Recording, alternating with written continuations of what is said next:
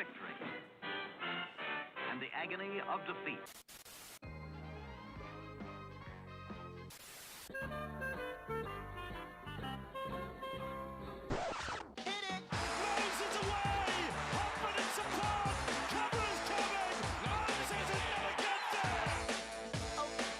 Madison, great ball around the corner, Preseason, he beats them all! Junior Polar out wide, bumped away from Trindle, Sharks coming through, none of them can hold this! Good evening, ladies and gentlemen, and welcome to what should be a pretty spicy episode of the Tip Sheet podcast. We have a lot to talk about for some big developments on the Zack Lomax front today, coming out from both the Melbourne Storm and both Lomax's camp and the Parramatta Eels. We had the opening arguments made in court, and both parties establishing their points of attack when it comes to legal proceedings. I'm your host, John, also known as 4020, and joining me to talk everything Parramatta and the wider NRL, it's my good mate 60s, also known as Craig, big fella. We've got action chock-a-block this week being you. We've got a lot to talk about with the junior reps in our coming preview podcast with some special guests and Steve Georgallis and AJ from the league scene. But until then, we've got some big NRL news for the Parramatta Eels to talk about right now. Absolutely, mate. I'm going to skip all of our usual little exchanges between you and I and what we've been up to and what have you, because, yeah, it is flat out busy this week. What I do want to mention, first of all, is I want to give a plug for that Junior Reps preview podcast. We know that the players, the families, they really appreciate the fact that they get a dedicated podcast.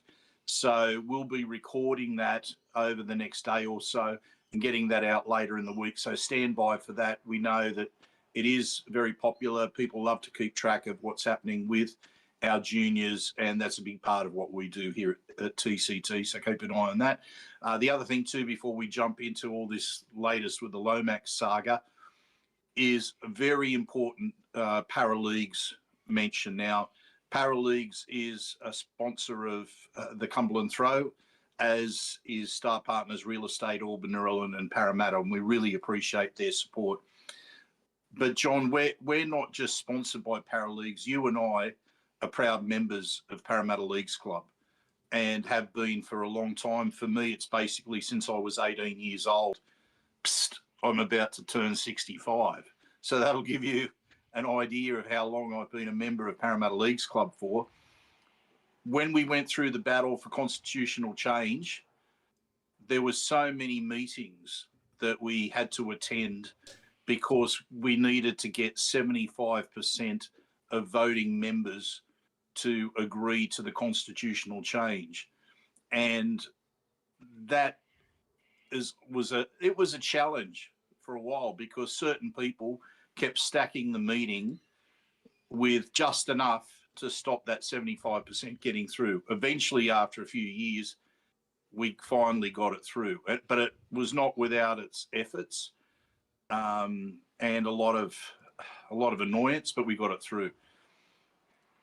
If you are a Parramatta Leagues Club member, you would have received an email recently from the club about the AGM and the voting that happens with the AGM.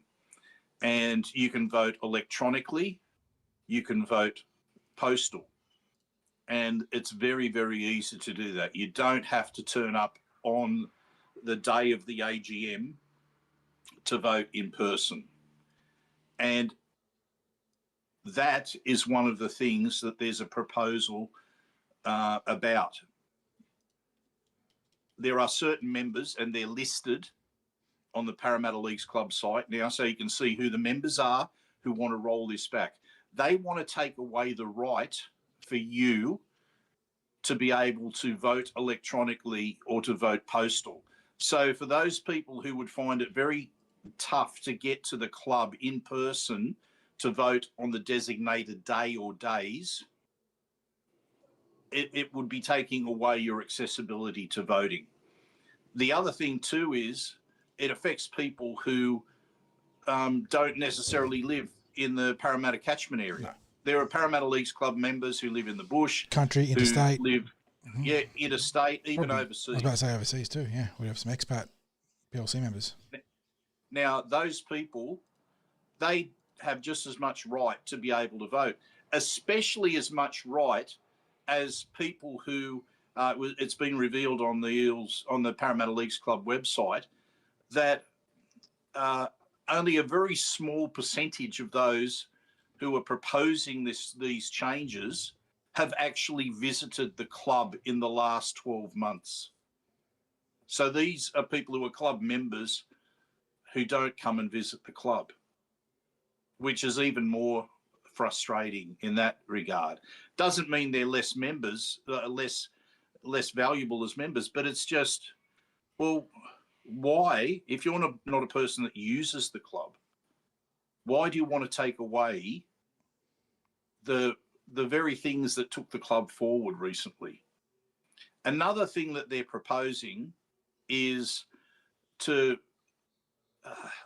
I guess it's to have not as stringent rules about who can stand as a director. So if there are certain people who wouldn't be able to stand for election as a director right now, by loosening those rules a little bit, making them not as strict, there might be some people who can stand for election again who couldn't before. Why do we want, if someone's not been found a fit and proper person to be a director of Parramatta Leagues Club, why do we want to change that and make it easier for such people to be directors? It's so frustrating to see these things. Now, the reason I wanted to mention this is it might be so easy to miss this voting, because the way that the electronic voting is, it's a very quick process. However, there are different parts to it. So you've got the part up first, which is the voting for the directors. And you cast your vote in then. You then get to proceed to the voting for the different proposals that are put forward. And there are a number of them, and some of them are just the standard ones. They're just the things like approving the expenses for directors. And then there's ones there that are recommending things like life membership, that sort of thing, special mentions for particular members. Those ones you vote for. We don't want people voting against the things that are normally passed in these circumstances. When you get to the part about these member proposals for constitutional changes, it's got in red text, that the Leagues Club directors recommend voting against these proposed changes to the Constitution. So it's very, very clear where to vote against. So if anyone's got questions about it, obviously John and I are happy to answer those questions if you want to send those through. However, once you see it, once you go into that process of voting, it's very straightforward. Just make sure that you do every part of your voting, whether it's for the directors or whether it's for the proposed changes or just the approval of things like directors' expenses. Okay, so have a look at it, take yourself through it, but please make sure that you vote. I can't stress this enough. If we get taken back to the dark ages, and if we end up with voting days like before where factions could exist, the club's in trouble in that regard. It's part of the reason why when we had warring factions that we had issues at the club. And just to stress how simple this is, you'll have an email from PLC in your inbox. It includes a pin that's personalised to your PLC membership. You literally click the Vote Now button, takes you through to the voting portal, input your pin, agree to the voting terms and conditions, and then you can go through the full candidature profiles and notice of AGM resolutions. So it's that simple. It literally takes a couple of minutes. Yeah, and just make sure, as I said, with those resolutions, the ones to vote against are clearly marked, because in this instance, the directors are able to say what they prefer members to do. So they're allowed to do that on that voting form. But please make sure you vote on all of the resolutions, because there's always a case every year where the number of people voting in the director elections is more than the number of people who have voted on resolutions in the election. We can't afford for people to drop off there. Please follow it through, vote on the resolutions, and vote against those proposed changes to the Constitution that is being sought by a certain group of members. Okay, so that's all we've got to say on that. We don't say anything about who to vote for. Yeah, or Chris, anything like we that. won't encourage you to vote either way. Yeah. The voting form will indicate who is an incumbent director. If you want to go for the incumbent board members, like there is an asterisk that denotes an incumbent board member versus a running board member or a challenging prospective candidate. But we're not going to inform people how to vote, except for the special resolutions, in which case, like you said, Craig, there's 4 resolutions to vote against. Yes. So anyway, without further ado, John, let's hit that stinger. Yeah, let's get right into it. News team, assemble!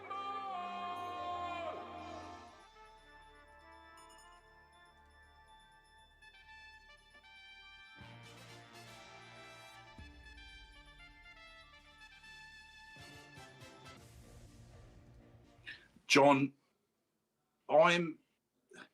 I'm really, in a sense, I'm glad about aspects of what the Storm are doing, because I needed to have my hatred of them rekindled, because I'd softened when it came to the Storm in recent years. Like I really had, because I thought, it's been a long while since their salary cap, and yeah, I've got to admire their ongoing success, etc., etc. Man, they deserve every bit of hatred coming their way, and any anti-Storm sentiment out there, I really welcome it, because the level of arrogance that was there in the statements by Matt Tripp in that interview today, it's astounding. The one thing that got me was basically saying that the Eels and their members should be happy, The arrogance. be grateful for the Storm providing $1 million of cap relief. Be thanking them for a start. That's Where some that $1 million from? Melbourne accountant right there. Like how? I mean, maybe this is them giving away how much they're prepared to pay Lomax. Like it was probably up around $1 million. Hey, fellas, we're not paying him $1 million. No, but so somehow the number seems to suggest that would be the $300,000 transfer fee that they've been proposing is fair compensation alongside Lomax's $700,000 of salary cap relief that will be provided to Parramatta's cap, which still is being provided to Parramatta's cap because he is not an active employee of the Parramatta Eels. He is in a sort of contract purgatory right now. But yeah, that you couldn't help but get a bit of laugh out of that one. That was such a bold-faced lie to put out there. But John, the lies don't stop there. He's then got the hide to say that the Eels released Lomax so they could pursue Pezzett. And I think there's a certain player manager that had some insight in that one. Yeah, so at least Braith and Astor has completely debunked that claim by the Storm about the timeline of when all of this happened. It's astounding that they look. Here's the thing with the Storm, right? They are so used to dictating the narrative to the NRL, to the media, and all of a sudden they've got this swelling of negative sentiment towards them.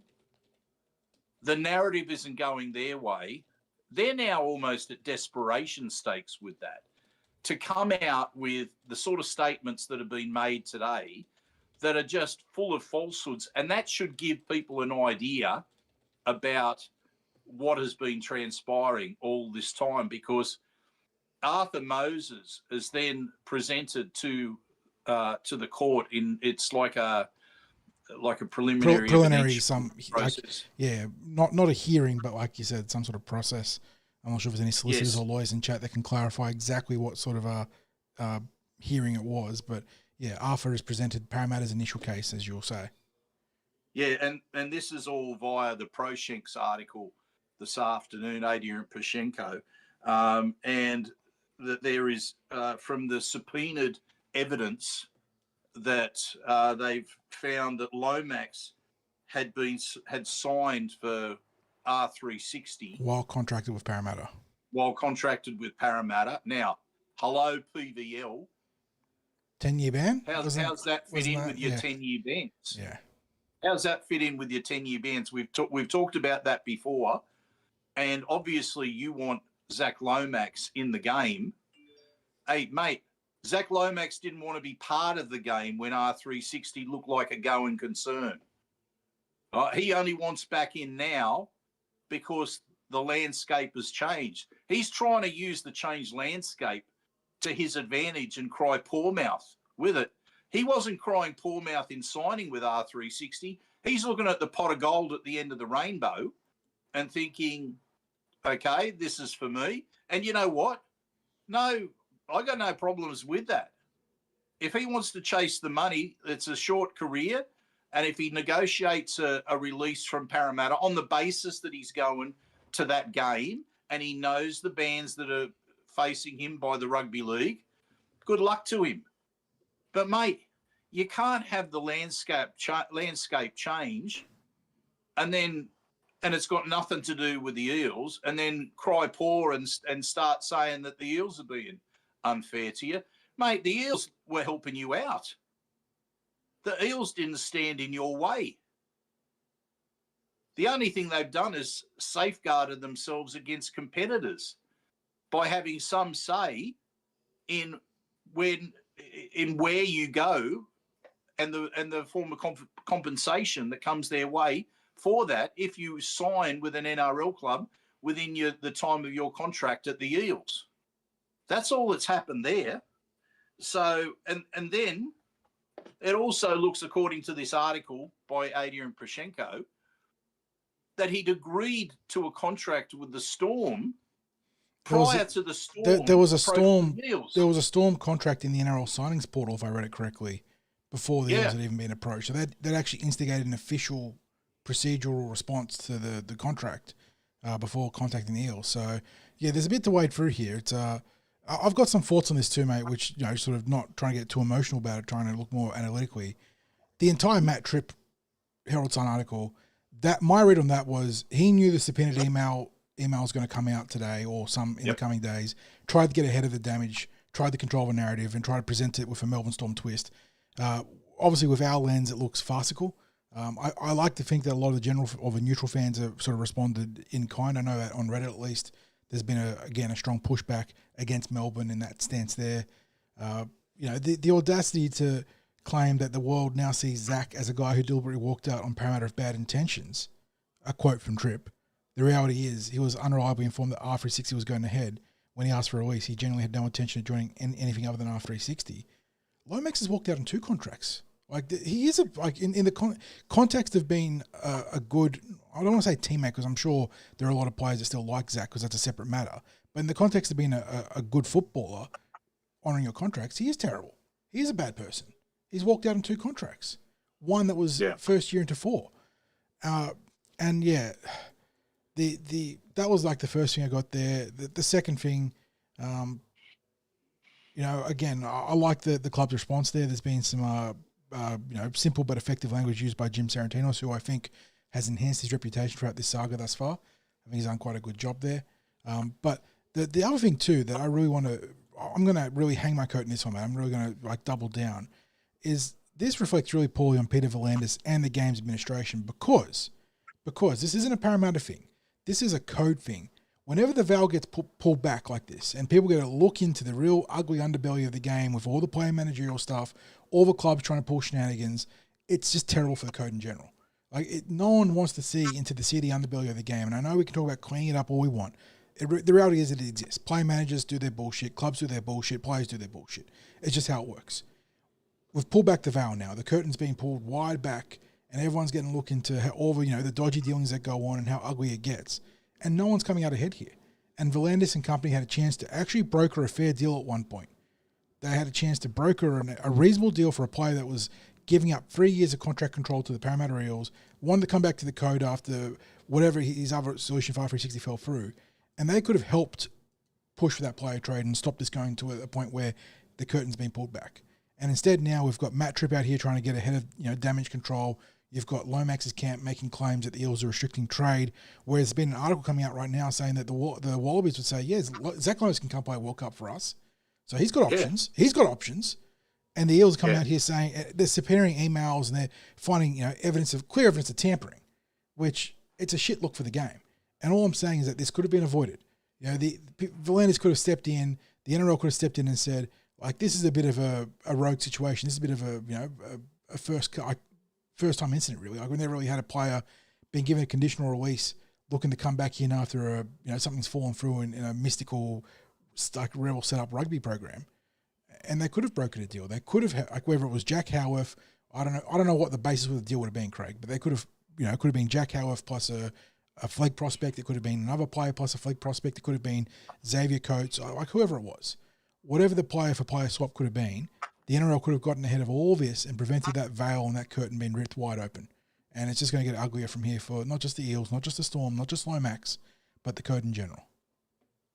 Yeah, and that's one of the things where the last thing you want is for fans to lose faith in a governing body, for maybe sponsors to lose faith in a governing body, or for people in clubland, the ones that run the club, to maybe have some question marks about leadership in the game. Now, without question, Peter Volandis has turned the NRL around since the days of COVID. Financially, the game couldn't be in a better state at the moment. There's a growing exposure for the game in term, not just in Australia, but overseas as well. So he's just starting to tap into new markets. There's an acknowledgement that in that period of time that the NRL was administering the sport better than their rivals in Australia. But these sorts of things, as you said, John, these are the sorts of things that people, I guess, had conspiracy theories about. Like you said, the seedy underbelly of what goes on with dealings. Yeah, well, we've spoken about it in the podcast, Greg. We know that every club has always pushed the line when it comes to getting players out of contracts and whatnot. It's clearly coming to a head, and this was really this is now the coalface for it. And the fact that the Lomax situation is a bit unique in that it isn't just a player going from an NRL contract to an NRL contract. They already were in an NRL contract, were given a conditional release to an external party, a third party, that were clearly chasing the dollars there. Like, everyone knew that Lomax was chasing the dollars, and was given a conditional release, and then immediately went behind the Eels' back without even engaging. And there's like a whole lot of nuance to this about, should the Eels be forced to take him back if they're trying to argue that they control his rights? There's a counter argument with the Parramatta Eels. But the reality is that Zack Lomax has not presented himself to the Parramatta Eels for the preseason. He has not reported to Kellyville. He is not upholding his end of the contractual responsibilities for his contract. So if he wants to go down that path, the Eels have plenty of leeway to make counter arguments insofar as just that direction, not including a loss of buying power in the 25-26 free agency market because of his decision, because of the fact that he left them stranded and unable to chase a like-for-like replacement. We missed out on a player that you're keen on in Alafiana Khan-Pereira. There was a ton of opportunities for the Eels that could have been lost due to opportunity cost. So yeah, there is a lot on both sides of the ledger that you can argue here, but in general, it is just a shit look for the game, and it is really unfortunate that it's gotten to this point where the Eels are now setting precedent one way or the other, and they're obviously going to the legal system, and the NRL has still not felt sorry, my dog was just crying at me. Has still not felt the need to try and intervene and actually broker a proper deal. Like, they're going to ride this out, and one way or the other going to have a hell of an outcome. There will be genuine precedent set at the end of this court proceeding. I saw some arguments presented today that the Eels wouldn't want Lomax back. So why are they going through this argument? I mean, the first thing that you'd say about the Eels' attitude towards Lomax returning to the club is that he was partway through his contract, partway through last season, when he first approached Parramatta asking for a release to go and pursue R360. He made it very clear he didn't want to be at the club anymore. And according to the articles today, he made it very clear that he didn't want to play rugby league anymore. So then, as you said, John, he's left Parramatta in a bind because they still had him under contract. They couldn't go and chase and sign other players because who knows what was going to happen with him. And the way things were panning out with R360, there were plenty of players who were being mentioned or being rumoured to be linking with them, but it was very quickly coming out that they were on shaky ground. Anyone that was thinking that R360 was going to be starting in 2026 was going to be taking their career in their hands by linking with them. So everyone's in limbo. I don't think you could expect the Eels to want to take someone on that very clearly doesn't want to be at the club and very clearly was made the first threats of legal action as well, and just saying that they were going to refuse to abide by an agreement that they'd signed with managerial advice and with legal advice. I just don't. I'm sure I speak on behalf of almost every Eels supporter in saying we wouldn't want Zack Lomax back. No, you're right. We wouldn't, because of all of this that's going on at the moment. Would we want his talent? Of course you'd want his talent. But do you want a player who's going to give the runaround with his contract, not make it clear that he's got any intent of honouring a contract? I mean, we're talking about a 4-year contract that he wants out of within that first year. It's just crazy. So, John, where do you think it's going to go from here? There's been some interesting commentary online from people who purport to have legal experience or legal training, and saying things like, okay, well, if a contract is null and void, then he does basically return to being an Eel. Do you think the clubs can sort this out without it going the full distance in court, or do you think we're heading for a full court process? Well, again, I'm just surprised that the NRL hasn't made a what seems to be a serious overture at proper arbitration, or at least, brokering a deal between the two parties.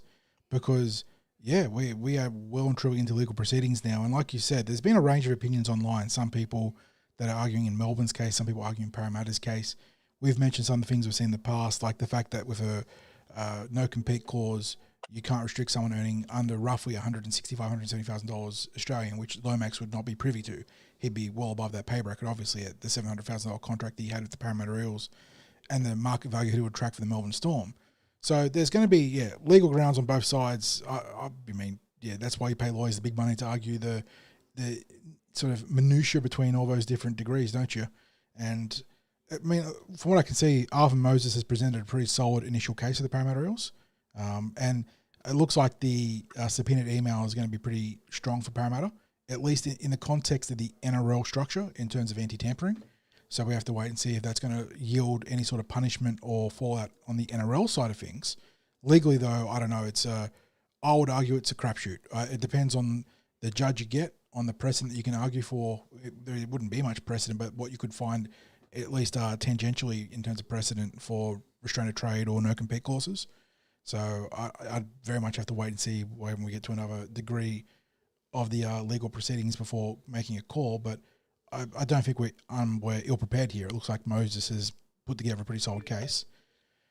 But yeah, I am surprised that the NRL has not tried to intervene, Craig, properly. I am genuinely surprised they let it get to legal proceedings because, like I said, it rips back the veil for the game. It's a shit look. And now everyone's going to be privy to all the ugly shit that happens under the hood. and it's not good for the game from a PR fan engagement perspective. Yeah, no, it's definitely not good for the game, John. I'm astounded that, as you said, we've gone this far with the NRL just seemingly, I guess to an extent, you have to stay back out of that court process aspect of it. But there's nothing to say that they couldn't help with the mediation. But what gets me is these tiny amounts that the Storm have offered for a player who is a representative quality player who still has 3 years of his contract to go, and they're ringing up, or they're trying to contact the Eels or send through offers of 200 and then reportedly up to 300,000, and saying the Eels are just dismissing it and going to the media with all of this. Well, those sorts of offers they're insulting. We've spoken about it before with Carl Oluwapu getting $500,000. Generating a $500,000 transfer fee that the Bulldogs paid the Broncos for him to become a Bulldog when he was an NRL rookie, hadn't played first grade, and had a little bit of an injury background as well.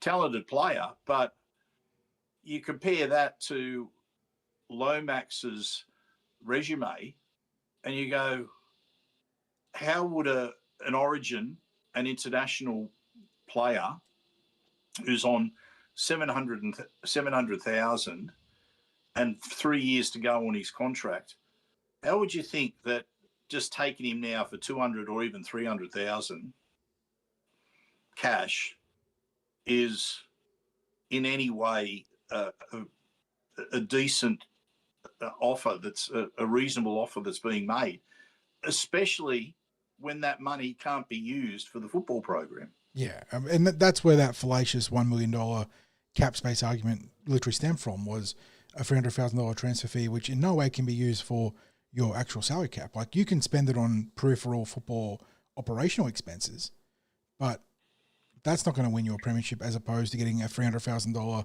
tack onto your cap. Like, if that was an actual $3,000 credit to the cap, the Eels would have entertained that offer, but it wasn't. And likewise, you go back to the initial player swaps mooted by the Parramatta Eels, and they set the bar high, classic negotiating tactic.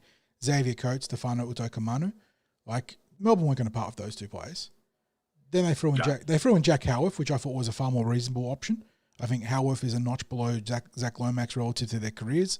Like you've made a good point of, Craig, Lomax, much credentialed and established Origin and Australian. Well, he would have been an Australian rep in the current or the past calendar year, but of all the stuff that played out for R360, but was an incumbent Blue, and has built a great, in that regard, a great reputation for himself. Obviously, that's been a bit in the loo right now, or in the bin because of recent things. But yeah, I think the Eels put a good range of players there for a swap, and the fact that Melbourne wouldn't even come to the table and entertain it is, I don't know. It's hard to get a read on Melbourne right now, Craig. Like, you can argue that there's some ego and arrogance in the stance they took. There's also a bit of a feel of desperation there. Like, they really feel like must want Zack Lomax, but at the same time, they don't want to come to the table and negotiate proper. So I don't know. They've had some big outs. Is there a fear there within the Storm that their roster is nowhere near as strong as it used to be, and in fact, they could be on the precipice of dropping out of the top 8, something that has been unheard of when it comes to the Melbourne Storm? And also from the Bellamy side of things, you're talking about a man who has such a proud track record, and he's reaching the end of his career as a coach. He wouldn't want to finish his career with the team getting arguably the worst results of his career. Take out the salary cap cheating season where they weren't playing for points. But you look at his time at the Storm, and it's just finals football after finals football every year. Imagine if that's how he finishes his time at the Storm, with being unable to coach the Storm into finals football.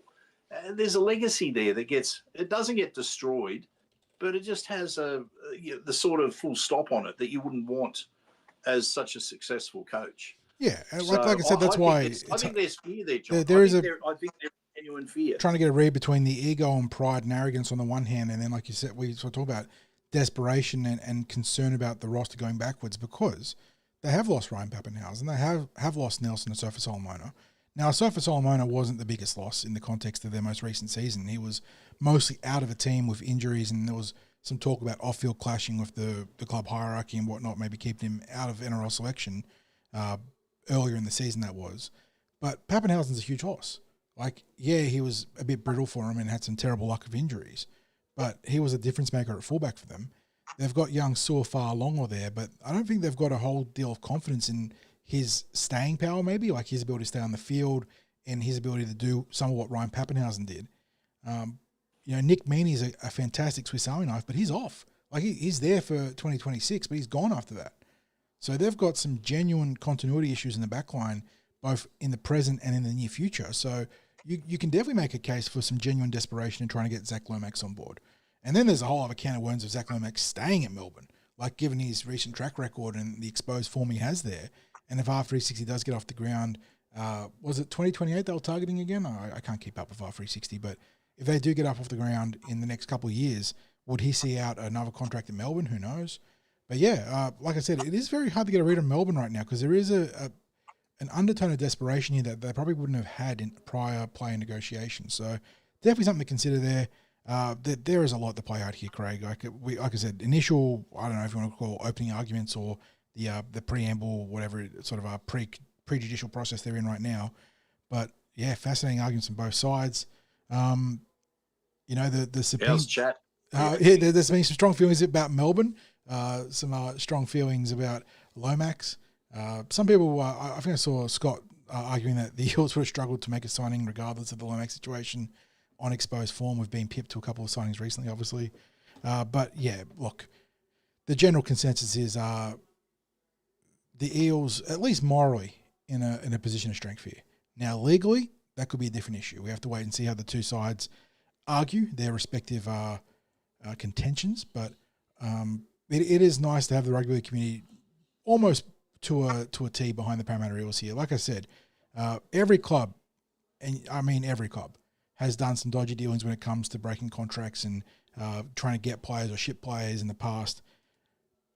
It was coming to a head though, and this Lomax one was real. Like, it was so far out there, so comically backflipping and ignoring a conditional release that I'm not surprised that this is the one that is the straw that broke the camel's back. So, going to get some clarity one way or the other. Again, surprised that the NRL hasn't made a proper or a genuine attempt to broker some sort of deal, because I don't want to keep hammering on it, but that Val getting pulled back, it's never a good thing for the game. It's never good. No, so, it's not. And I personally, I'm sick of Lomax bebopping and scatting all over his release agreement. So if we can borrow that line from George, John, let's unless there's specific comments from chat that you want to throw out there, or maybe any questions, is all similar sentiment to what you've said already. So yeah, it's pretty unified sentiment. I mean, Jamie is concerned in colourful language about the NRL's insistence on having a strong government Victoria, and maybe that influencing some of their decisions. If you're dipping in the conspiracy theories, there's probably some value there. But like you said, the Val being ripped back does sort of open the way for conspiracy theorists to get some value, don't they? Like, it's just look, John, this is the thing, is that people fear that these sorts of things go on. They don't want to. They don't want to think that it happens, but they're forced to think that it happens because there are things that seem unfair in the scheme of things. And look, for the most part, it's clubs that are really well done, are really well run, look after business really well. They're generally successful, right? And we have to acknowledge that there's that aspect. But as you said, the NRL haven't handled this well right from the get-go. No. they were them very early on pushing talking about, or supposedly, because it's hard to tell where the source was, Yeah. but supposedly pushing that the $200,000 transfer fee was a fair and reasonable offer is just outrageous. So I saw Peter got a comment there, and I think what Peter's saying will be the general structure of the Lomax argument, in that Peter said that legally Lomax will argue that he can't be prevented from earning a living, which is, the restriction of trade argument, essentially, right? That's what it boils down to. Yeah. And that is going to be the genuinely interesting part of it. Is a no compete clause where he left the club and left them in the lurch and pursued opportunities elsewhere. Is that going to be weighed up against the restriction of trade, where he, like, very publicly has offers from rugby union on the table here? The ARU have said that he can go to the ARU and compete for the World Cup and play in Super Rugby, or you can go play internationally, Japanese rugby, French rugby, English Super League exists there. Hell, the coach that recruited him to Parramatta is doing a good job over in Leeds. He can go play for BA. I saw that comment in chat there too. That if that was a sticking point for him at Parramatta, Brad Arthur's in Leeds. But he's got options. It's not like he has been prevented from earning an outstanding wage, like a multi-factor 6-figure wage, not $100,000, but in the excess of $500,000 a season. He's got those options on the table. Is what Parramatta are arguing explicitly, though, illegal in the sense of restricting trade from rugby league with a no compete clause based on what he did to Parramatta in that release period? So that's why lawyers get paid ridiculous figures, because they're going to be arguing this, and we, the layman, can sort of say one thing or the other, but it depends on how good your lawyer is. What's the saying? It's not what you know, it's what you can prove. It's a bit like that, and it depends on the judge too. Judges will interpret arguments and evidence in different capacities based on their history, based on how they view the lens of the law in a given factor too. So a lot to play out here, and it's very interesting. It sucks that we're the ones that have to be left on tenterhooks waiting for the outcome of the other, but it is incredibly interesting for the future of the game. Yep. So, John, so much more that we could probably rant about, but we really do need to move on. A couple of things quickly. Last week, the Eels had that great initiative of the boot giveaway, 1,000 boots given away. James Hardy involved with that. 1,000 kids that are playing rugby league is going to be a little easier for them and their families this year. What can you say about that? But congratulations to James Hardy, to the Eels, and everyone involved in that. The Eels Fan Day was held on Friday last week. Very warm conditions out there at Combank Stadium late in the afternoon. A couple of thousand people out there for that Fan Day. Some activations that were happening all around the ground. The players themselves spread themselves out around the field so that there wasn't like big long queues for players sitting at a table waiting to sign something. It was really a case of people could move around and get autographs from different players, or have photos from different players. Players very accommodating for that, and they went straight from that into the season launch, which was inside Combank Stadium in the function rooms in there, in the Cumberland Lounge. We love the Cumberland Lounge, John. Great name that it's got there. Now, those sorts of events, I've already biased towards it. If any Eels event that I get invited to, I'm going to enjoy it because it's about the Eels. So if that's the subject and you get to mingle with coaches and players and staff, you get to ask a few questions here and there. You get to see the, players being maybe a little bit more candid than they might normally be when you can have them in a conversation. And what I enjoyed out of the night, John, was I had an opportunity to speak to some of the unheralded players, those that are on the 42-week contracts or are on dev deals. And I really enjoyed hearing their positivity about what their goals were for the pre-season, their goals for the season itself. And having spoken to Jason Riles about how he sees some of the young ones coming through, I'm more confident than ever that we will see a number of debuts this season. Firstly, because Jason Rolls has faith in some of these young players that are coming through. And secondly, because we know that rugby league is a game of attrition and you're going to get injuries. Opportunities are during a always season. just a You're going to game get away. fluctuations in form. So there will be players who get to make a debut. What's always interesting is trying to nominate who we think those players might be. Now, I'll save my nominations for pre-season The wrap-up. training report wrap-up. Yep. So I'll give my thoughts overall on who the outstanding players were, who's most improved, who are the players most likely to debut, all that sort of stuff. So I'm looking forward to putting that together. I have got a report that I put together today for today's training, and it was a session where we had the first appearance of NRL referees for the pre-season. It was Belinda Sharp was there to control the scrimmages today. So, and I would call them scrimmages because of the fact that it was not just the full 13 on 13, but the play flowed according to her whistle. So it wasn't the coach coming in and going, no, let's reset that and go again. There were periods of play where it was all controlled by her calls. So probably one of the more interesting training sessions of the pre-season. So it's when you know the trial's just around the corner is when you start getting those kind of sessions. So yeah, it's a good time. We've got our first team list of the season, both NRL wise and Parramatta wise. We'll get to that very shortly. But yeah, always keen to see your pre-season wrap up. And having a chat to you and having been in the training once or twice this pre-season, those young guys, they're hungry. They're going to keep some of the established players on their feet, on their tippy toes. And like we said, opportunity is always just a game away. Injury, suspension, bad form, whatever it is. And they're going to be, I think, a few players that will be both on their own merit and on a bit of luck. Could be adding to the Eels numbers or the debut numbers in season 2026. And got some good feedback from chat. I think Paul and Gary both had a great time at the fan event / season launch, because obviously those two things bridged across.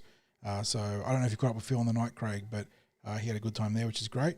And then Paul, Paul for a great point. And this is something that I said to him in chat. I've been barracking for this for ages, but Paul was continues to hope that the club can do a live stream or make a video so other fans can get involved in the proceedings at the season launch. And sometimes we get like a very brief post video, like in the post event of the launch, a little video. But I'm all on board for a lot. And you know me, Craig. You know that I've argued to the club for years in terms of not just this sort of stuff, but game day stuff and junior stuff about live streaming.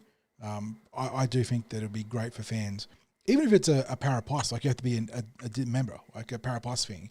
So at the very least, there's that capacity or filtering of it. There should be digital access for members that are, can't get out to it in Sydney, regional or interstate or international. Let them be part of a season launch as well. Like the prestige of attending it is a separate fact. You get your value out of the attendance itself for the tickets. That's a different matter. But I don't think it would hurt their attendance if they had a live stream of the season launch. Yeah, and maybe hint, a certain website joining the Eels official media in grabbing quick takes from players in the evening to share on socials. That wouldn't be a bad gig there, John. So just a little hint to the club. Yeah, John, as I said, look, I thoroughly enjoyed the evening. I thought there were some great interviews that were held obviously with Jason Rolls, but also with the club executive sponsors, the Parramatta Lord Mayor as well, who declared last year that the Eels were going to win the comp in a bold statement. But of course, this year he was a little bit more circumspect with that. Didn't go out. If anything, this is the year to say we're going to win the comp. Exactly. Let's ride momentum out of 25. But no, he's very positive. He's absolutely passionate about the Eels. But it was a very positive evening.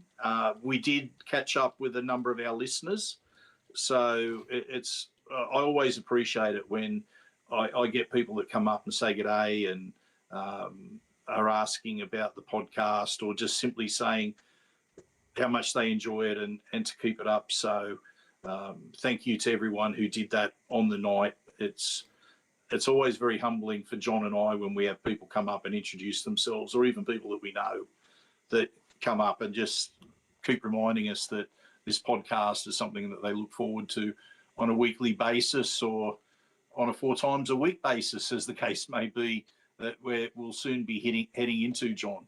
I should also mention that we had the Eels dropping their captain's run shirt, and it was really a homage to the junior league clubs in the area, because it had all the suburbs that make up the catchment, the Parramatta district. So, and a lot of those represented by the what is it? I think it's like 26 junior clubs that make up the Parramatta Junior Rugby League. We are, as they say in this district, united by the badge. And every time something like this is dropped, or things like those boots, it genuinely does make us Para proud. And it's the same. I feel the same with the Leagues Club as well, John, with all the community work that they do.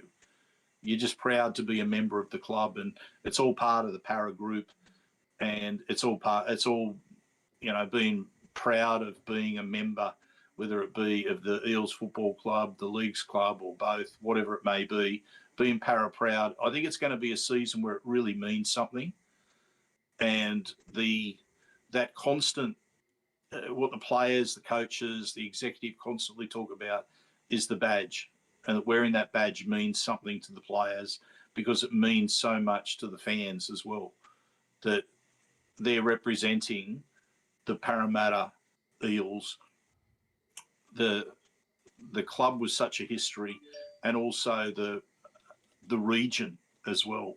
Even though our fans are spread out across Australia and interstate, around the world, whatever the case may be, they know that it all starts, mightn't end here, but it all starts in Paradise here, and the region that is represented here. So we're just very lucky that the support for the Eels extends as far as it does, and that people feel bonded to the club, even if they don't live in the area, or even though they mightn't have grown up in the area, that there is that bond that they feel for this club in Western Sydney. So, John, last thing I want to mention in Para News is the junior reps kick off this week.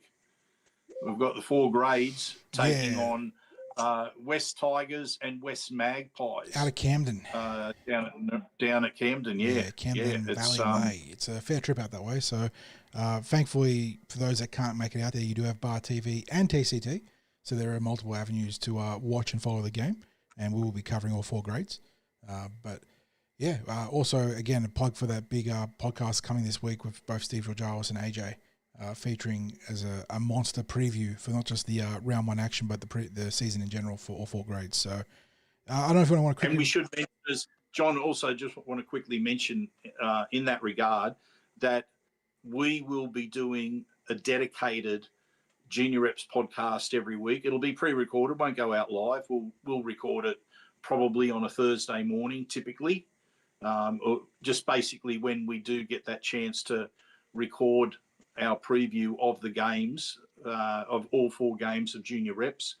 And, of course, the other reminder is whether you're watching the game live at the venue or whether you're watching a stream or you're following the blog, no matter what you're doing, you can get onto the blog and add your thoughts on the game as it's unfolding. Of course, jump into the conversation, have a yarn. And one of the things I wondered about when we were doing when the games hit those live streams is whether that would impact the number of people that follow on the live blogs, and it hasn't one bit, because even if there are people who no longer follow the live blog because all they're doing is looking at the live stream, we still seem to have picked up extra people who do both, watch the live stream and jump on and join in a conversation on the on the match itself. So just quickly, thank you to the people who do that. Exactly, Craig. And quickly on the 4 teams, I know we're going to go in depth with our podcast on Thursday, Friday when it drops. But looking at the Lisa Fiola, wow, there's some returning talent, Craig. Georgia Wanzi, Hine Rakiti. Then you got Tamika Withers, Kavinia, O'Callaghan, Ahio. Who else we got there? Kaiser Morgan Pritchard, Isabella Bell. Halo Talangi was part of the extended squad last year, I believe, but didn't play. So you've already got a whole cadre of returning premiership players there. And I got questions for Steve Georgallis tomorrow as well, because we got some prominent surnames there in terms of maybe familiar connections. We've got a Tuavaiti, got an Alan Medine. So I have to see if there is I suppose a sister or brotherly connection or sisterly connection there. But yeah, it's a good looking Lisa Fiola outfit in the Tasha Gale. I mean, plenty of graduating returning players, Craig. Irai Sevilla at fullback, who had a phenomenal final series. Freedom Crichton Rapati, who had a great preseason, has been a star in the junior pathways for the Eels. In the halves, you got Samuel Gunn, Ta'awa, and Aliyah Sufan. Shia Tokulich, Ava Jones, Alana O'Loughlin, Fontaine Tafua, Kalia Gray, Bowie Ma Chong, or very recognisable names for anyone that's been following on the blogs. Some new faces or new names there as well, though. Billy Va'a in the back row. Keen to see how she goes. And then for the fellas, we've got a lot of turnover in the Harold Mats is want to be the case. That's probably the grade that gets the most turnover because you play sort of most senior age players in that, and they transfer to the SG Ball. But Hayden Bell back at lock forward. And can I just interrupt, if I can just interrupt there as well? I had a bit of a chat with Josh Hodgson today, and that current squad, he does have a large number of players who will only be 16 this year. So it is a junior year eligibility for a lot of players. This will be a young squad who will be able to have that number of them back up again next year. So and in terms of the senior players there, you look at the halfback, Caleb Leotao, Hayden Bell, Curtis Brown. Anyone else I'm missing there? But yeah, I think a lot of them I think J.K. Pavilla was with the squad last year, Craig. But otherwise, I think he's got a feeling he might be young. Might be one of the young ones. But yeah, there's a young roster there, which then takes us to the SG Ball, and it is the belle of the ball, really, isn't it, Craig? And the Eels have flexed some serious premiership credentials in round one by dropping back Lincoln Fletcher and Ryder Tuangi from the NRL preseason. And this, it's hard to believe, and I don't know if injuries are a factor, and we'll have to get some clarity on this, Craig. Is that a team list for this week? There is a team list. Fletcher is at 7 and Ryder's at 10. The team is so stacked, and I don't know if injury is a factor here, but Christopher Petrus is on the extended bench. Like that is how strong the team they've named is. They've got Cameron Bamblett at fullback, Lorima Rokasuka and Cyrus Bloomfield on the wings, Nathan Howlett and Cordell Pritchard in the centres. So fans will be familiar with pretty much everyone there but Cordell Pritchard. That's all returning players and a graduating player there in Cyrus. So Bamblett, Rokasuka and Howlett were all part of the Ball last year. Then you got Talon Rosati winning out the job to run opposite of Lincoln Fletcher in the halves. Stephen Nunn will start opposite of Ryder Tuangi. Jerry Trey Stewart is your number 9, but starting dummy half, not bookend. Michael Nauer in his junior year of eligibility, winning the starting edge spot down the, I think it's the right, Lincoln Fletcher. Sterling Farmui, who's got the interchangeable factor of playing in the halves or the edges, wins the other starting edge position. Jackson Coyner, who was outstanding in the preseason, the starting lock forward, no surprises there. You got Wesley Picotti, Mason Ong, Nicholas Kodarak, and Billy Fanene on the bench. And then Riley Davis, Christopher Petrus, and Viliami Fafita as part of the extended roster, although the jersey convention is a little bit odd here because Davis has the 14 but is in the 18th man position. So I'm not sure if the bench is subject to change, but that's a heck of a team taking on the Western Suburbs on, Saturday, 12 o'clock out at Kirkham Oval. Yeah, okay. Interesting times. John, we might leave it there and go to your interlude so that we can keep on track for the NRL news component. So what have you got for us this week? Look, obviously the discussion around the Eels in NRL has been dominated by legal proceedings, which means you've got to dip into some of the fun legal music, and I don't think there's a more iconic legal theme than Law and Order. So we've got a bit of an a cappella take from the Orpheus Collective on the Law and Order theme.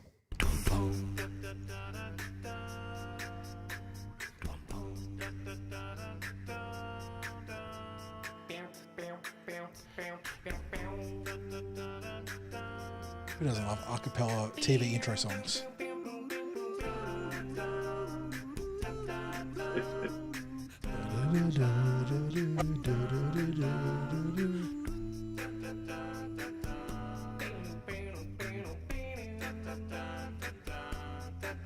Wait for it.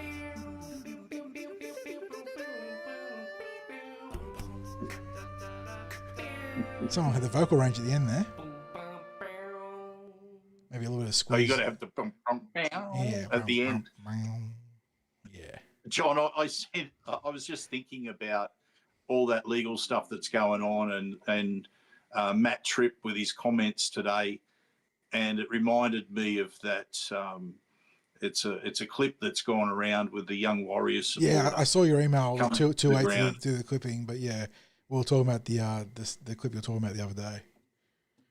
Yeah, and in comes the kid to be interviewed by the comical outside the ground interviewer, and when it gets to the part where he asks the young fella, has he played this weekend?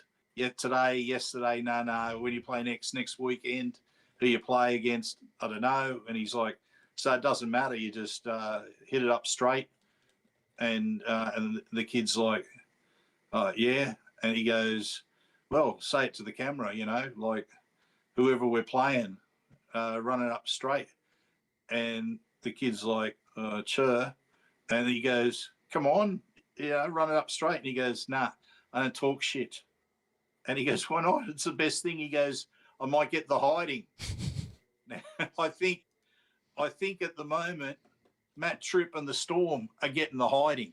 And I think that's where, at least in the court. And look, they're obviously trying to get ahead of the court of public opinion. And given that I think the majority of fans seem to be aligned to Parramatta here, I don't blame him for trying to win some points. But yeah, I don't think it was the most effective interview. And if you haven't seen that clip, you need to find it. And if you have got it, share it, because it's actually quite funny. It's far better to show it than to try and describe it. Yeah, it is one of those ones with the values of watching it. Michael Chammas. Yeah, left field.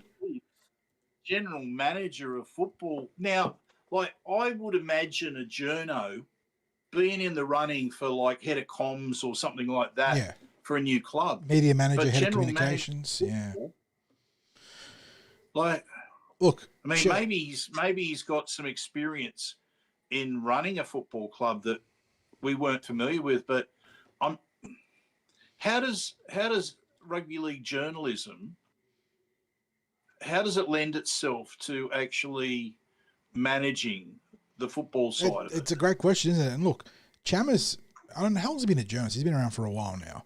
He would have, like, in terms of observing the game and seeing the highs and lows and a lot of the ins and outs too. He would have been one of the most connected and I suppose in deep witnesses or someone that was able to bear observation to all this stuff.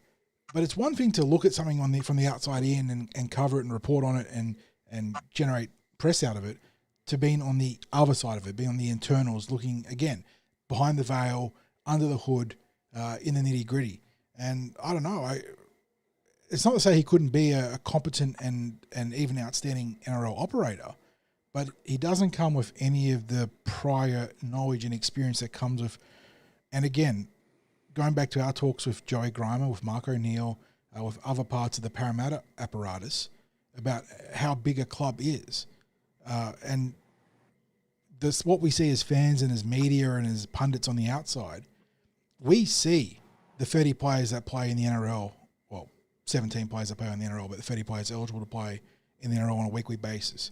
We see the 17 players playing reserve grade. We see the 17 players playing flag. And for fans of TCT and ourselves, of course, we see the 4 pathways teams in action. So you're already looking at 100 players that you're looking at that are just on any given week playing. What you don't see is the double up with the squads that are training with him, the extended talent squads, every single trainer, physio, coach, nutritionalist, mental health, education, specialists involved there, career advice, mental health well-being, all the auxiliary and peripheral stuff that goes into a club. Like you're talking about an operation that levies thousands of people. And for a club like Parramatta, which is at the top end of that, it's obviously a Glyph prospect. But so too, going back to what we talked about with Joey Grimer, Fiji are managing twice as many kids as Parramatta do in terms of the programs that Joey Grimer is trying to install to give them a lifeblood pathway to the NRL. So you're already looking at a double up there. Can Chamis be on top of that? I mean, I hope for PNG sake he can. And I think for Chamis, what's going to be integral is him levying his knowledge of the code and of the people in the code more so than anything about. Because you talk about it's not what you know, it's who you know in this case. The who he knows. Can he go out and find the savvy, operational managers beneath him to install in the right places, the right levels to ensure that PNG can be the CEO ostensibly. I know, head of football, but that's like in terms of an organisation, a CEO here, and he can delegate the responsibilities to people that will have far more experience than him, and then he can then use their experience to create a club that can hit the ground running. Because a real surprise, and I suppose it speaks maybe to somewhat of the poison chalice that is PNG right now, with some of the corruption and background issues that have stopped their momentum or halted their momentum there. They've obviously had some turning over at the highest levels there. I hope Chamis can be the guy for him. It is a bold call, but sometimes, not often, but sometimes the left field selection like this can work. And that's what I hope for the sake of the NRL and for PNG it does. Yeah, as I said, I was thinking when I was first told about it, because I was told about it before I saw it, and I thought, maybe they've got that wrong. He's maybe head of comms or something like that, that sort of appointment, because you can see someone who's got a background in journalism taking on a role like that. Now, it's not to say that I know of instances where journalists have been involved in player negotiations, like they've acted almost as a go-between or a facilitator of a deal with players, with coaches, what have you. And some of those things go unreported because I guess they're able to fly under the radar a little bit with their involvement in that, and they don't maybe necessarily want to be seen as being involved in it. But who knows? He might be someone who has had that as part of his experience in the game as a journalist. So good luck to him, as you said. The other bit of news, John, Matt Lodge has been approved. His visa's been approved for the Vegas trip for him. Good work on the teams that were working behind that to get it done. I mean, how long ago was his incident in America? It must be like 10 years. Surely it was a while back, was it? It was like 10 years. 2018. So yeah, the better part of 8 years. 5th of March. Yeah. So I guess he's done his penance. It was a pretty scary thing that happened, but he's never really made headlines for the wrong reasons since then, has he? No, and I imagine that would have been what weighed pretty heavily on his visa application, was the fact that he has been essentially an upstanding citizen, at least presented to how we see as a fan since then, and has made at least some, reparations isn't the right word, because the victims probably didn't see any dollars there, but has bettered himself since. But still have taken some, I've never been subject to an issue with a visa for travelling, Craig, so I'm not really sure what the process is when you have a criminal background. But you do hear that it can be a nightmare for some people to get visas to England, to America, to other countries that we have good affiliation with. If you do carry, in particular, a felonious record. But did he get a felon charge? I can't remember. I don't know. I can't remember either, mate. Because if he had a felon charge, it would have been really, really difficult to get through it. But even so, well done to all parties involved. And, you do want, regardless of how you feel about Lodge, again, he has sort of spent the better part of a decade out of trouble, as far as we can tell. So he's got that going for him. And you do want the NRL teams to be able to pick their best squads for the Vegas or round of games in Vegas in round 0. Yeah. John, also Fainu. Yeah, Sione Fainu at the West Tigers. Yeah, 3-year deal. 3-year 1.1-ish, 1.2, sort of been reported between the two figures there. My gut feel I think they've got him fairly. I think they've got him fairly cheap at that rate too. I've seen some mixed discourse. Really, yeah,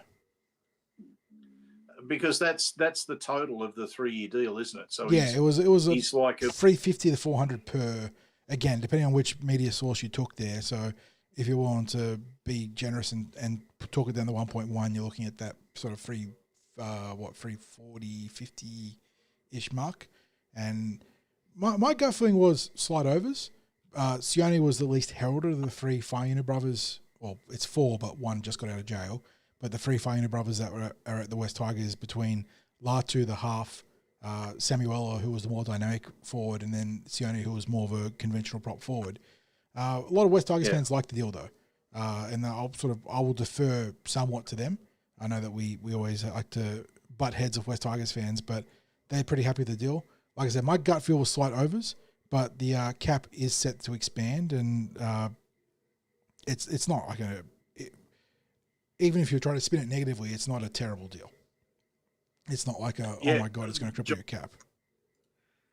John, if he develops as I suspect that he might, the way I see it is it's probably on the money for this year, maybe a little bit overs this year, but I think by third year it's a bargain contract for them unless he's got some sort of ratchet clause that's in there or some sort of incentives that will push it up. I think, and they also think it'll help with the bargaining power with the other brothers staying as well. I think they're keen to stay as a unit. So we'll see how that goes. And finally, John, the first of the footy, I saw a lot of memes last week about last weekend being the final weekend for almost 9 months or 10 months, whatever it is, for without football. So it's now football every weekend from here until October. Yeah. So even if it's not Parramatta football in the senior level, still very good to have some preseason trials in play. And did you have a look at the preseason team list? Because we had a wide range of sort of talent levels. Yeah. I was just having another look at it now, because you've got first of all the Bulldogs against the Cowboys. There's you don't want to be in that first trial. I was just going to say these first trials on is you get a lot of the players who hadn't played much football last year end up playing the first trial, and you get closer to the team list for round one in the second trial. So just having a look at the Bulldogs. You don't want to be in that Bulldogs team. There's a couple of guys that are in that Bulldogs team that might point towards their status in the greatest squad. It's a bit rough, I think. Where are my? I had them here. Where'd they go? There we go. The preseason trials here. What jumped out to me was Daniel Sluka-Fafita and Samuel Hughes, and I suppose to a lesser extent Lapoi Hapoi and Fletcher Baker. But in what is essentially a junior/Reggie's team, those players that have NRL adjacent experience seem to be buried in the depth charts out of Canterbury. Yeah. And looking at the Cowboys, Mason Barber, would he be related to what's his name that was came down and ended up with the Bulldogs and then the Sharks? No, that was a BARBA for that Barber. This is the actual vocational Barber, how it's spelt. Yep. So we see some names we recognise: Darby, Laybutt, Jackson Paulo, Jackson Purdue, Jake Clifford, Thomas McHaley, Helium Lukey, Kai O'Donnell. You got. I'm assuming this is a brother of a player Parramatta just picked up, Zach Herdigan. Ooh, sorry, that's a good shout. I'm not sure. I'd have to. That's not the most common surname. No. Either. So that may well be a little bit of a Parramatta connection. That's definitely something for us to have with a poke around. one of the NRL signings. So, and Wiramu Greg, John. Yeah, actually, we didn't talk. He got bumped up to a training trial for the Cowboys. Yep. So he's back in the The periphery. last we heard last year, I mean, we knew he'd gone up to the Cowboys, but as when we hit the end of the season for the Eels, the mail was he'd retired. Yeah, he was sort of edging towards walking away from the game, but yeah, still had that bug in him, which you often see, don't you? Like, you're almost married to the game. There is a lot of blokes that just genuinely love the game, going out there, running and smashing blokes, and just, playing. So AJ says, sister of Zach, thank you. Good stuff, mate. So that is nice to get some clarity there. So there is a familial connection. You got Caden Lars, and son of Dragons. Leo Lars. But, and then the Dragons. Take it away. Yeah, well, we got Sloan at fullback, Tuapolotu on the wing. You got Fear Guy in the centres. King Togia. Kerr. Josh Kerr. Yep. The Couchman brothers. Gahu. Yep. So that's a pretty good drag. Yes. I mean, it's not their top side by any means, but it's a lot of their top young guys, plus a bit of experience there in Sloan, Tuapolotu, Kerr in particular. So not a bad outfit. But the Newcastle team's very strong. Blake Laurie down in the Blake Laurie. list. Yep. And then the Knights, Fletcher Hunt, James Schiller, Greg Marzu, Fletcher Sharp, Sandon Smith, Jacob Saifiti, Trey Mooney, Tyson Frizzell, Tyson Gamble, Matt Croker, Matty Arthur, then even into the reserves, Brodie Jones. Yeah, it's missing more than these players, but the Matthew Hunter. Matty Hunter. Yeah, Hunter. Buds was there as well. Obviously missing more than just the players I'm going to talk about, but the prominent players absent. Obviously, Callum Ponga, Dillbags. Who's the other one? Phoenix Crossland. Just trying to think who else I got a dummy half. There is another dummy half, or maybe it was just Sandon Smith that would be playing dummy half for him. I'm not sure. But that's a relatively strong Newcastle outfit. In particular, Trey Mooney, their star off-season acquisition, turning out in the front row there. Got some good young players there in Jermaine McEwen. He's one of their better blue-chip sort of prospects. So, look, I would say that there are 3 teams taking these trials seriously, and then there's the Bulldogs. And that doesn't mean anything for round 1/0 either way, but it is interesting that the Cowboys, Dragons, and Knights are all rolling out good to solid outfits, and Canterbury have just thrown together a Reggie's plus a couple of blokes sort of outfit. So don't know what it means, but you can catch these games Saturday 5:30 p.m. Up in I doubt you'll be. Oh, it is Jubilee. Wait, is this game? Yeah, it's Canterbury home game. I'm so used to reading American games because of the NFL season. I was reading it at North Queensland. I was like, why is it Jubilee Stadium if it's a North Queensland game? But 5:30 p.m. North Jubilee Stadium, and then followed up by the doubleheader there at 7:30 p.m. So Canterbury versus North Queensland, St. George versus Newcastle. I believe these games will be televised because it's part of the preseason challenge. So you can get your preseason fix on Saturday night, and then heading to the Eels trials just around the corner. Yes, and I see the in Flegg and New South Wales Cup. You've also got Knights and Tigers, Knights and Magpies on the weekend, and in New South Wales Cup, Panthers and Bears at St Mary's. So that's for people who like to be able to get out there and start watching trials, or even look for them on the live stream. That's a good to know that there's extra trials going on. So. Looking forward to more of the footy coming weeks.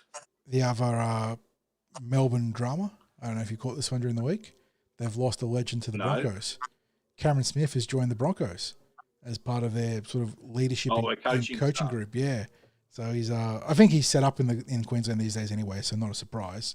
But Smith choosing to join the other former News Limited aligned club in the Broncos. I think they brought him on to help mentor, in particular, Reece Walsh. I think that was some of the verbiage used in the media article, but not a surprise. Smith hasn't really dipped his toes into the proper coaching ranks so far. He's been more interested in the media branch of things, but he gets a foot in the door at Brisbane in a leadership coaching responsibility. And I wouldn't be surprised if I start drip feeding him into some of the technical stuff, especially with the dummy halves, given his status in the game as a pretty reasonably okay dummy half. But that was a big one there. I was trying to see if there's anything else before you wrap things up. Just while you're looking there, John, just a thanks as well to Chris for some of the information he's just sent me through about those lower grade trial games. Always appreciate that. Updates for that, even if it's not specifically Parramatta. It's good to know what's going on. And I know Chris is going through trying to get a certain number of matches he's getting to this year to donate money to charity. So I should have grabbed my photo with you at the Panthers trial, Chris, if you're there in chat at the moment. But John, have we got any questions from chat about Parramatta, about the NRL content we talked about tonight, or about anything else that they want to talk about? While those questions begin to filter through, I'll just quickly go through some comments and then some news points. And Jetta on top of it there, Corey Parker has been signed by Corey Parker's son has been signed by the Dolphins, so a bit of a cross-town rivalry there, which is a good one, a good call there. I just quick in the article as you said that, Jetta. So nice get there. And then Phil with and John, I think Zach Hunter is still with the Eels, and will be. When I say with the Eels, he's still within the systems. Yeah, and he'll be available for selection for Ron Massey Cup / New South Wales and above, exactly. And well. that's good to hear because he was working hard for Riley Smith in the preseason, I believe. Before the teams came back, he was training hard to stay in top shape. So good to hear that. Phil Eel for a pertinent tackle onto the Cameron Smith news. And a bit of an asterisk to my comments. Broncos assigned Smith as a referees consultant. So very well done there, Phil. Good comment there. Chris says, thanks for the shout out. Sounds good. Much love there, mate. Thank you. And then we got, and this is, again, sort of tangential to Parramatta Eels, Craig. But Queensland have announced their emerging 19 squad. And the Eels, they've recruited a bit from Queensland in recent years. And their newest recruit, Jackson Coyner. No surprises there for anyone that's seen him in the preseason, but he has earned selection in the emerging 19 squad. Was an incumbent Australian schoolboys coming to Parramatta when we got him, and has been outstanding in the preseason and trials for the Parramatta Eels. So definitely one to watch there. Well done to Jackson for selection in the emerging 19 squad, even if it is for the wrong side of the border there. Yep, absolutely. And it's also, I had a bit of feedback from someone who had the chance to speak with Jackson recently, and he was full of praise for what he's learnt in the short period of time that he's been with the Eels and from the coaching team with the SG Ball. So there's a shout out to Mitch Lewis and his coaching team there, that they've already earned the praise of Jackson Coyner, who looks like he's going to be an elite rugby league player. A case of asked and answered. Phil in chat saying still no confirmation from NRL if the new rules are coming this year. AJ on the spot there says vote tomorrow on the rule changes. So we'll get some, probably in our preview podcast, we'll talk about the rule changes, Craig, very briefly if there's anything, I suppose, seismic in terms of what gets through and what doesn't. The initial sort of... and John, just also AJ's spoken with me about that we'll collaborate in a podcast for some of the rules or the interpretations, what referees will be looking at this year. That'd be great clarity for listeners. Yep. Thank you, AJ. That's awesome, and mate. I got some wonderful updates from him with the basically the rubric for the different charges that can be levelled in New South Wales Rugby League competitions this year as well. So, and yeah, it's a timely reminder of AJ's involvement with the New South Wales Rugby League and the great work he does there on the sidelines. So awesome stuff, mate. And we're very happy to be the benefactors in that regard. Thank you. Chris saying, we should say that if people want to go straight to the source as well. League scene, baby. He has the league scene, and their great podcast and also YouTube channel. And if you're involved in NRL social media in any capacity, I would be stunned if you hadn't seen some quality tweets from the league scene in terms of breaking news and good scoops. AJ's all over it, so it does a lot of fantastic work. What do we got there? Chris saying Jackson lives at the Power House, and the people there can't praise him enough. That's good to hear, Chris. I mean, high characters always, it's not the be-all, end-all when it comes to success in football, is it? Because we know there are some pretty loose characters that have done some great things on the field. But with what Jason Ryle's looking to build here, it's great to hear that Jackson, in at least that initial appraisal, was doing fantastic things on and off the field. And we should also give praise to the people that over the years have run the Parramatta House, because it's been a succession of quality people, quality humans that have been placed in a position of responsibility for these younger footballers who are living away from home. Sometimes they're in a state like Jackson. Sometimes they're from New Zealand. Yeah. Sometimes they're just from the bush. A lot of our Jackson, a lot of our Queensland boys have come in via Powerhouse in recent years. But like you said, country, New South Wales, New Zealand, international. There's a lot of boys that pass through and get a fantastic home there. It's not just a house; it really is a para home there. What else we got here? Jamie. This is actually a great question. This is something that I'm actually surprised the mainstream media don't use as a talking point at this time of the preseason. What crackdown do you think we'll get this season, and how long will it last? What is going to be the emphasis for a crackdown in 2026? Let's think about some of these rule changes that have come in, and I reckon maybe it'll be something about the ruck penalties. I reckon ruck is always an easy one. We've had the high shot crackdown, we've had the 6 again crackdown. That's a great question. What's a good point of emphasis that we could see? I mean, if they do, I will be surprised if it got passed. But if that 6 again change, where outside of the defensive 20, you're going to get 6 again instead of penalties, you could see that being a huge point of emphasis and just being an absolute shit show. Restarts can't really be a point of emphasis because they're so clear cut outside of was it a contestable kick or not. But in general, it's either it went 10 or it didn't. What about aerial contests? Is there going to be a change in interpretation there? I don't think there's anything that's been on the agenda with that. But there could also be something on the left field too. I didn't see anything that Belinda Sharp was working on in her interpretations today with the Eels in the scrimmages.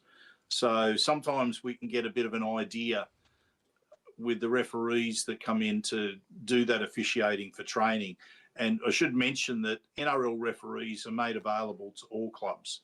Not all clubs choose to use them in their training, but they are made available. It is one of the more interesting things that I heard long ago, and this was I think this was way back when the Eels were training at Richie Benno Oval, and they were working on a particular move, a particular set play, and the referees at this stage were just watching. They weren't involved in officiating. And after a particular set play, they were having a discussion for about 5 minutes about whether it was an obstruction or not. And I thought, this doesn't augur well, because here they are, and they're going to make up their mind on whether this play from the Eels is an obstruction. Will they go and, if they say it is, will they go and talk to, well, it was BA who was the coach at that time. Will they go and talk to BA and say to him, look, we think that was an obstruction? Will he get it? Will he get the opportunity to reply to them there? Or do they walk him through why it was an obstruction? I think from memory, they couldn't come to a clear decision themselves in their discussion. So I didn't see anything that happened with the coaches. But over the years, I have seen them after training has been over, get into a deep conversation with the coaches about different aspects of the scrimmage that they just refereed. Great follow-up comments too here. I'll go through them very quickly, but some people, railing against the 6 agains, but we've got a tip from AJ saying he's going to nominate Disruptor for at least 2 months, or for 2 months being put on the officials' radar. I could definitely see that. That's a pretty solid shout. That's a good call, AJ. That is a very, very good call. Yeah. Because we just there was a lot of people really railing against the fact that the disruptor had been forgotten Yes. last year. So yeah, I like it. I like it. And then Chris saying that in terms of catching up for us offline, he can give us some details from ref training. That's awesome, mate. We'll take you up on that when we catch you at a junior rep game at some point. And then AJ following up in lieu to what you were saying, Craig, about clubs electing to bring the officials in for training. Klein's been at Townsville, Ziggy was at the Finns, Adam G, at the Tigers, and Todd Smith at Newcastle. So yeah, there's some of those connections that you see clubs taking up officials because it, like I said, it's elective, Craig, but it's also good for the officials to get preseason training for them essentially done. They get to use the whistle and make some calls and interpretations at training that'll help them be more prepared for trials and round one and beyond. And again, they've got a tough gig. It feels like the NRL don't. It's their version of doing opposed sessions. That's as like teams have their opposed sessions or scrimmages. This is really as close as the referees can get without actually getting into trial matches, and they normally have an advisor with them who might give them a bit of feedback about how they went in that particular scrimmage. Sometimes you'll see them if there's any conditioning work, they'll do their conditioning work with the players. They maybe won't if the players are doing parts of the conditioning where they are doing like Malcolm's and hit the ground or those sorts of things. They mightn't do that themselves, but you can see where the referees are athletes in their own right when they're doing those. The athletic standards and conditioning for referees is like top of the charts. There are some very fit individuals there.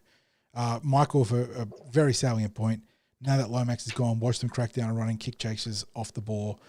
You know, baby. You know what's going to happen. That is, there we go. A fantastic call out there. Disruptor, Yeah, so looks like that's, I might have missed some comments, but I think that's the gist of all our questions there.